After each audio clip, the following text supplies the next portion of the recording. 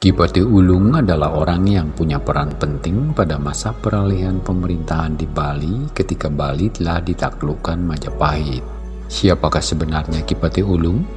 Mengapa beliau mendapat kepercayaan dari Majapahit?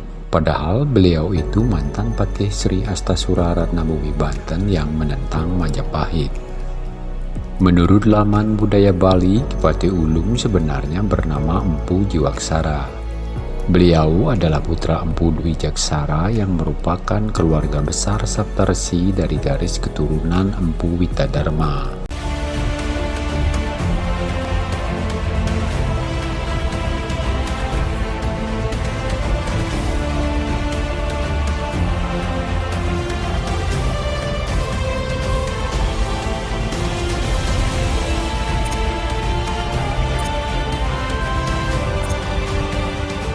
Pada tahun 1222 terjadi perselisihan antara Raja Kediri yang bernama Kertajaya alias Danang Gendis dengan kaum Brahmana anak cucu Empu Genijaya.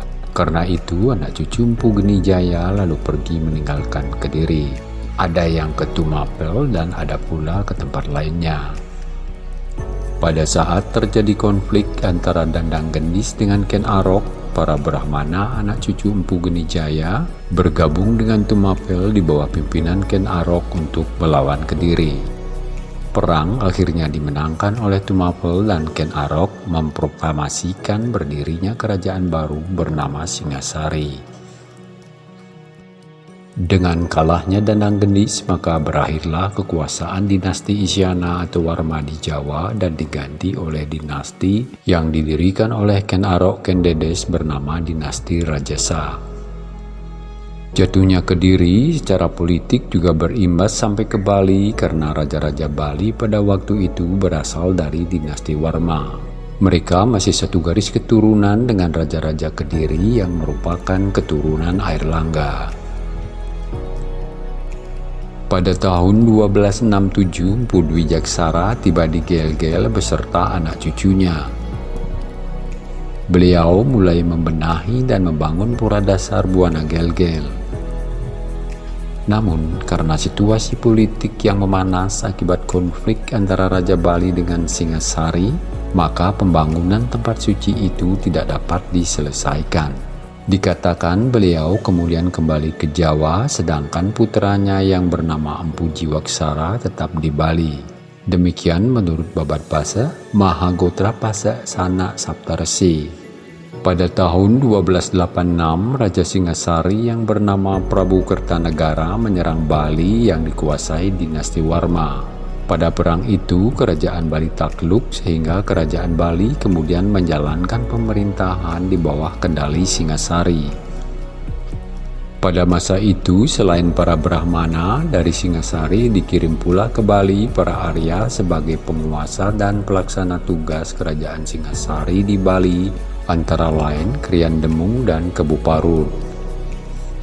Tahun 1292 terjadi kudeta di kerajaan Singasari yang dilakukan oleh Jayakatwang dari dinasti Warma, dan pada tahun 1293 Jayakatwang berhasil dikalahkan oleh Raden Wijaya dari dinasti Rajasa. Untuk mewujudkan cita-citanya mendirikan kerajaan baru yang kuat, Raden Wijaya mengumpulkan seluruh anak cucu keturunan Empu Genijaya yang tersebar di wilayah Tumapel dan Pasuruan lalu menghimpunnya ke dalam satu organisasi. Pada tahun itu juga Raden Wijaya memproklamasikan berdirinya kerajaan Majapahit. Pada saat yang sama juga disahkan berdirinya organisasi Sanak Pitu guna mendukung kelancaran tugas-tugas kerajaan. Dengan jatuhnya Kediri dan Singasari, maka kendali atas wilayah Bali dipegang oleh Majapahit. Adapun raja-raja yang diangkat pada waktu itu adalah orang-orang dari dinasti Warma. Itu adalah tradisi di kalangan raja-raja Hindu sejak dahulu kala, di mana raja yang kalah tetap diberikan kedudukan tetapi di bawah kendali raja yang menang. Adapun raja-raja Bali dari dinasti Warma yang diangkat sebagai Raja Bali di bawah kendali Majapahit adalah Betara Sri Mahaguru dan Sri Walajaya Kertaningrat. Pada saat Kalagemat alias Jayanegara naik tahta, beliau mendengar bahwa para Brahmana di Bali banyak yang meninggalkan sasana kebrahmanaan. Ada yang menjadi Arya dan ada yang menjadi dukuh atau dukun. Karena itu, Kalagemat minta kepada Gajah Mada agar para kesatria dan para Brahmana datang ke Bali guna membuat dan mengatur tata tertib di Bali. Pada waktu itu, Empu Dwijaksara datang kembali ke Bali. Beliau kemudian diangkat menjadi Bagawantar Raja, sedangkan putranya yang bernama Empu Jiwaksara kelak menjadi Pati Amangkubumi pada masa pemerintahan Sri Tapu Ulung, sehingga beliau diberi gelar Ki Pati Ulung. Tahun 1336, ketika Majapahit diperintah oleh Ratu Tribuana Tunggadewi, Gajah Mada naik pangkat dari Pati menjadi Mahapati. Pada saat dilantik, Gajah Mada mengucapkan sumpah yang dikenal dengan Sumpah Palapa.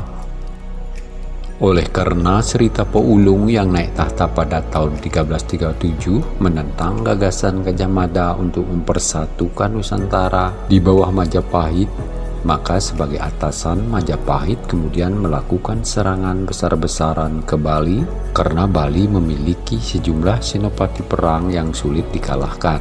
Dalam perang besar yang terjadi pada tahun 1343 itu, para senopati Bali ada yang wafat di medan perang dan ada pula yang ditangkap lalu ditawan. Setelah Bali ditaklukkan oleh Majapahit dengan berbagai siasat, maka kepemimpinan Bali diserahkan kepada para Arya Majapahit yang telah berjasa memenangkan perang. Akan tetapi, karena para Arya tidak dapat mengendalikan jalannya roda pemerintahan di Bali, yang penduduknya mayoritas orang Baliaga, maka keadaan Bali pun menjadi tidak stabil. Untuk mengatasi situasi tidak aman itu, Ki Pati Ulung, mantan patih pada masa pemerintahan Sri Tapu Ulung, mengambil inisiatif untuk mengirim utusan dari Bali untuk menghadap ke Majapahit.